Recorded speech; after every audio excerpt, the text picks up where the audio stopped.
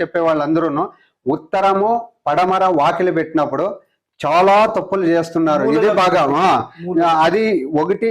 ఇప్పుడు as per rules ప్రకారంగా స్వామి చెప్పే విధి విధానాలు మనం ఆలోచిస్తే ఈశాన్యం నుండి ఆగ్నేయంకి 9 భాగాలు చేయాలి, ఆగ్నేయం నుండి నైరుతికి 9 భాగాలు చేయాలి, నైరుతి నుండి వాయువుకి 9 భాగాలు చేయాలి, వాయువు నుండి ఈశాన్యము 9 భాగాలు చేయాలి. 9 భాగాలు చేసినప్పుడు ఆ స్వామి గారు ఏం చెప్తున్నారు, 1, 2, 3 వదిలేసి బుధు 3, 4, 5, 6 స్థానాల్లో వాకిలి బుధు గురు శుక్ర వాకిలి పెట్టాలని చెప్తున్నారు.